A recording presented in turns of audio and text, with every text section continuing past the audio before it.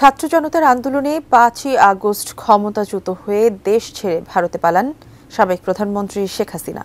এরপর থেকেই এক এক করে সাবেক এই প্রধানমন্ত্রীর নামে উঠে আসে অসংখ্য অভিযোগ। এসব অভিযোগের মধ্যে সবচেয়ে উল্লেখযোগ্য ও বাংলাদেশের সবচেয়ে বড় দুর্নীতি হয়েছে রূপপুর পারমাণবিক কেন্দ্রে, যার সাথে জড়িয়ে আছে শেখ হাসিনা পরিবারের লুটপাট।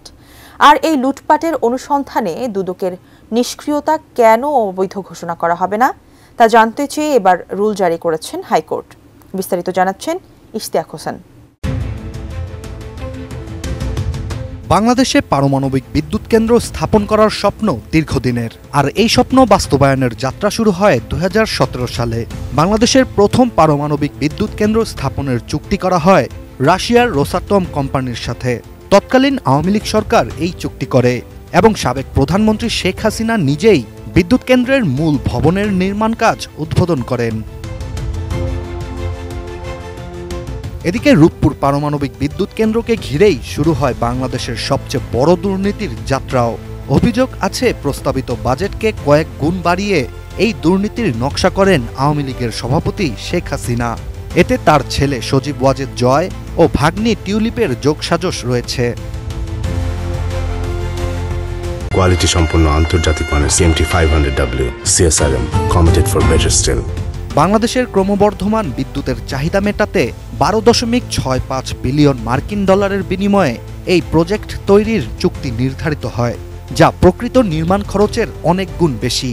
এখান থেকেই শেখ হাসিনা, তার ছেলে ও ভাগ্নি টিউলিপ মিলে 5 বিলিয়ন মার্কিন ডলার, যা বাংলাদেশি টাকায় 60,000 কোটি টাকার বেশি অর্থ লুটপাটের পরিকল্পনা করেন।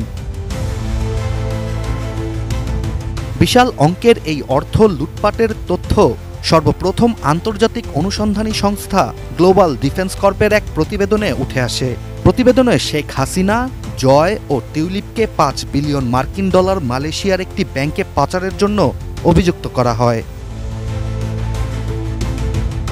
প্রতিবেদনটিতে আরও বলা হয়, রূপপুর পারমাণবিক বিদ্যুৎ কেন্দ্র বাস্তবায়নকারী রাশিয়ার রোসাটম প্রতিষ্ঠানটি মালয়েশিয়ার ব্যাংকের মাধ্যমে শেখ হাসিনা পরিবারকে বিপুল অর্থ আত্মসাতের সুযোগ করে দেয়।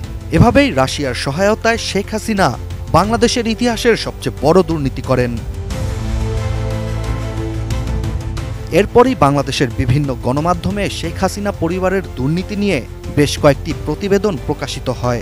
দেশীয় এসব প্রতিবেদন যুক্ত করেই ৩ সেপ্টেম্বর শেখ হাসিনা, তার ছেলে সজীব ওয়াজেদ জয় ও ভাগ্নি টিউলিপ সিদ্দিকের 5 বিলিয়ন মার্কিন ডলার লোপাটের অভিযোগ অনুসন্ধানের নির্দেশনা চেয়ে হাইকোর্টে রিট দায়ের করা হয়। হাইকোর্ট বিশাল এই দুর্নীতি অনুসন্ধান করতে দুদককে দায়িত্ব দেন, তবে পরবর্তীতে হাইকোর্টের রিটে অভিযোগ অনুসন্ধানে দুদকের নিষ্ক্রিয়তাকে চ্যালেঞ্জ করা হয়। ইতিহাসের অন্যতম এই দুর্নীতির অনুসন্ধান নিয়ে এখন পর্যন্ত ফলপ্রসূ তেমন কোনো ফলাফল না আসায় এবার রূপপুর পারমাণবিক বিদ্যুৎ কেন্দ্র থেকে 60,000 কোটি টাকা লোপাটের অভিযোগ অনুসন্ধানে দুদকের নিষ্ক্রিয়তা কেন অবৈধ ঘোষণা করা হবে না তা জানতে চেয়ে রুল জারি করেছেন high court. Desk report, ATN news.